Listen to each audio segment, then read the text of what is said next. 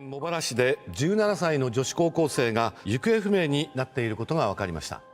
2013년 7월 11일 치바현 모라바시에서 고등학교 3학년 나카가야 사야카가 실종이 됩니다. 그녀는 오후 2시 40분쯤 학교 근처의 역에서 전철에 오른 후 집 근처 전철에서 내리는 모습이 CCTV에서 확인이 되었고, 오후 3시 30분쯤 집 근처의 길목에서 목격된 뒤 자취를 감추게 됩니다. 마지막 목격자는 사야카가 교복을 입고 손에는 토마토가 가득 담긴 봉지를 들고 있었다고, 정확하게는 그녀의 이상차기를 진술했기 때문에 그녀가 집으로 향했다는 것은 분명해 보였습니다. 그녀가 실종되고 2일 뒤 그녀의 부모님은 경찰에 딸을 실종 신고하게 됩니다. 처음엔 단순 가출 등의 가능성을 염두에 두고 비공개로 수사를 진행하지만 한 달이 지날 때까지도 그녀의 흔적을 찾을 수가 없었죠. 수사는 곧 공개로 방향을 전환하게 됩니다. 하지만 2달이 지날 때까지도 사야카의 흔적을 찾을 수가 없었고, 그렇게 사람들의 머릿속엔 희미해지던 2013년 9월 26일 실종 77일 만에 70대의 남성 이즈카 마사토 씨에 의해 사야카가 발견이 되었죠. 체중은 31kg, 뼈밖에 남지 않을 정도로 야위어 있었지만 그녀는 살아 있었습니다. 그녀가 발견된 곳은 집에서 불과 400m밖에 떨어지지 않은 작은 신사였죠. 발견자인 이즈카 씨는 신사를 관리하고 있었는데 제초 작업이 잘 되었는지 확인하기 위해서 방문한 것이었습니다. 그리고 신사의 공약물이 제대로 있는지 확인하기 위해 신사 안을 보게 되었죠. 그런데 그 안에서 사야카가 쓰러진 채 발견이 된 것입니다. 이즈카 씨의 말에 의하면 지저분해 보이는 교복 차림의 여학생이 신사 안에 누워 있었는데 주변에서 실종되었다는 여학생과 닮은 것 같아서 바로 신고를 했다고 합니다.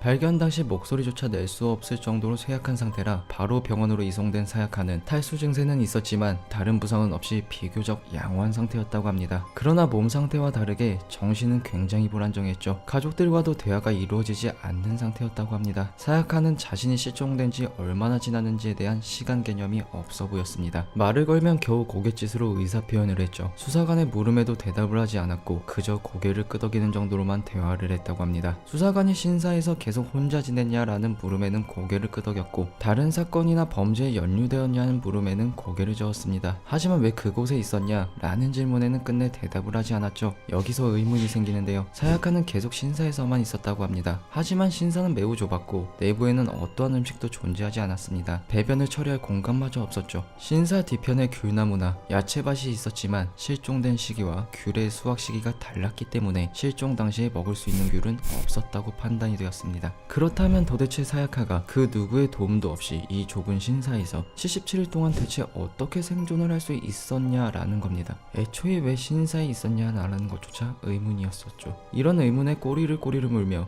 많은 루머가 생기게 됩니다. 첫 번째 루머는 사야카가 가출을 하여 남자친구 집에 있다가 다툰 후 나온 것이 아닐까 하는 것인데, 그렇다고 하더라도 굳이 신사에 들어갈 이유가 없이 집으로 돌아오면 되는 게 아니었냐는 의문이 생겼죠. 두 번째 루머로는 카미카쿠시가 아니냐는 말이 있습니다. 카미카쿠시를 해석하면 행방불명이라는 뜻이, 이 단어는 사람이 사라졌다는 의미와는 조금만이 다른 뜻으로 쓰입니다. 아이나 여성을 신이 감추었다 또는 데려갔다는 의미로 쓰이는 단어죠. 과거에는 실종자를 찾는 것이 힘들었기 때문에 실종자를 찾지 못할 때 신이 데려갔다고 생각했다고 합니다. 이 사건에서는 사야카가 신사에서 발견되었다는 점, 정신적으로 불안정한 상태라는 점, 음식도 물도 없는 신사에서 77일간이나 지냈지만 몸 상태가 건강했다는 점을 들어 신이 그녀를 감추었다가 다시 돌려보냈다는 루머가 나오게 된 것입니다. 그와 더불어 타임슬립은 아닐까라는 루머도 또한 생기기도 했지만, 사실 이 사건은 현실적으로만 보아도 이상한 점이 한두 개가 아니었습니다. 바로 가족들의 부자연스러운 대응 때문이었죠. 일단 사야카가 실종이 된 날은 2013년 7월 11일이었습니다. 그리고 다음 날인 7월 12일 사야카의 부모님은 사야카가 집에 오지 않자 경찰에 신고하는 것이 아닌 학교에 신다는 연락을 하게 됩니다. 또 다음 날인 7월 13일 다시 사야카를 찾아보지만 찾지 못하고 이번에도 경찰이 아닌 학교에 쉰다는 연락을 넣었습니다. 그리고 저녁이 되어서야 경찰에 실종 신고를 넣었는데 이러한 과정들이 너무나도 이상하다는 것입니다. 사실 사야카는 고등학교 1학년 때 가출을 했던 적이 있다고 합니다. 체육제를 쉬고 싶다는 이유로 가출을 하였는데 다음날 집에서 2km 떨어진 공원에서 발견이 되었다고 하죠. 하지만 이런 사정이 있다고 해도 가족의 대응이 너무 느렸다는 것입니다. 또한 경찰은 7월 13일 실종 신고가 되었음에도 본격적으로 수사를 진행한 것이 실종으로부터 1개월이 지난 8월 6일이었고 그것 또한 3일 만에 수색이 종료가 되었습니다. 가족들이 가출을 했을 것이다 라고 말을 했다고 하지만 고교생이 실종된 사건이 너무 느리게 수색이 진행되고 너무 빨리 수사가 종료가 된 것이 이상하다는 것이죠. 또 사야카의 실종 사건이 공개 수사로 전환된 후 가족들의 취재 내용이 TV에 방송이 되었는데 이때 사야카의 쌍둥이 오빠가 한 인터뷰가 문제가 되기도 했습니다. 사야카가 행방불명이 되기 1개월 정도 전부터 취직에 대한 상당히 걱정을 하고 있는 면도 있었다 라는 인터뷰를 했는데 실종된 동생을 걱정하고 있는 것처럼 느껴지지 않았고 남의 이야기를 하는 듯한 것이었습니다. 그리고 발견된 사야카 역시 모든 질문에는 대답을 했지만 어째서 신사에 있었는지 왜 집으로 돌아가지 않았는지에 대한 답이 없었다는 것입니다. 일단 경찰들은 사야카의 답변을 통해 사건에 연루된 것이 아닌 단순히 가출을 하여 노숙 생활을 했다는 결론을 내리게 되는데요. 확실히 단순 가출 해프닝이라고 할 수도 있죠. 하지만 고등학생의 아이가 어째서 77일간 집 근처에 있던 신사에서 집으로 돌아가지 못했는지 사람들은 다시 한번 의심을 시작합니다. 가족들은 실종 신고 대응이 늦었고 실종 기간 동안에도 걱정을 하지 않는 모습이었다. 또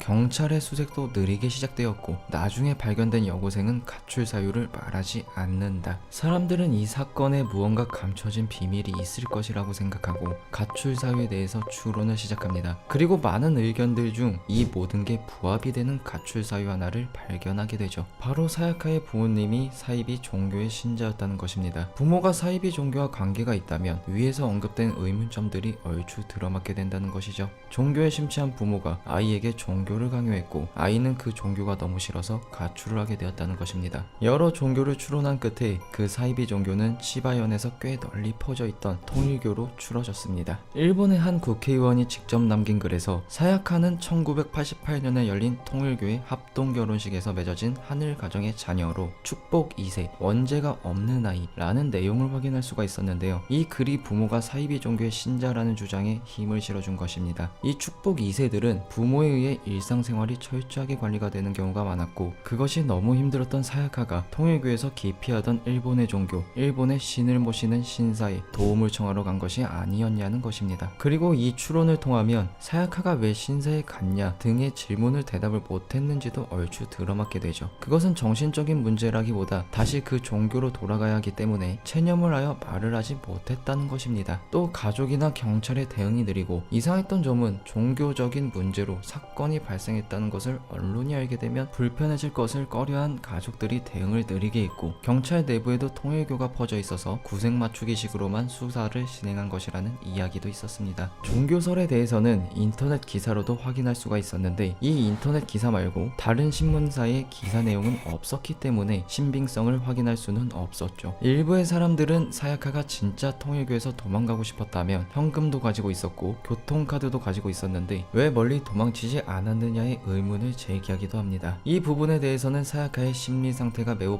복잡한 상황이었고 진짜 가족들을 떠나고 싶었다기보다는 이해받고 싶었거나 이미 세뇌가 된 상태라 멀리 떠나지 못하고 집 근처의 신사에 숨어 있었을 것이라는 의견도 많았습니다. 또 당시 인터넷 커뮤니티에서는 어머니가 한국인이라는 것을 들어 한국 종교에서 강제로 결혼을 시키고 출산을 시켰기 때문에 일어난 일이고 이 사건은 단순 가출 사건이 아니라 누군가 아이를 가둬 놓은 것이라며 그 범인은 한국인일 것이라는 이야기까지 돌았죠. 그리고 사야카의 핸드폰이 다른 곳에 버려진 채 발견되었다는 것이 증거라고 하기도 했습니다. 사야카가 돌아온 후 사야카의 아버지는 사야카를 발견한 이즈카 씨에게 찾아간 적이 있다고 합니다. 감사의 인사를 전하기 위해서였겠죠. 이즈카 씨는 자신을 찾아온 사야카의 아버지에게 사야카가 발견된 신사에 가보겠냐고 물었고 떨떠름한 표정을 짓던 사야카의 아버지는 이즈카 씨와 신사를 방문하게 되고 신사의 내부를 둘러보며 묘한 표정을 지었다고 합니다. 그런 사야카의 아버지를 본 이즈카 씨는 따님에게 따뜻한 자리를 만들어주세요 라고 말을 말을 했으며 그 말을 들은 사야카의 아버지는 복잡한 표정을 지었다고 하죠. 사야카는 그 뒤에 어떻게 지내고 있는지는 알 수 없습니다. 신사에서 발견된 뒤 병원으로 이송된 사야카는 가족과는 대화하지 않았다고 보도가 된 바가 있습니다. 가족들을 거부하고 있었던 것으로 추정이 되는데요. 어떤 일이 있었는지 알 수는 없지만 그녀가 이제는 부디 마음 편하게 지내고 있기를 바라봅니다. 77일간 실종되었다가 집 근처의 신사에서 발견된 여고생 사야카. 77일간 그녀에게는 무슨 일이 있었던 것일까요? 많은 의문점을 남기는 실종 사건이었습니다. 여우의 미스테리한 이야기 77일의 미스테리 나카가야 사야카 실종 사건 편의 여우였습니다.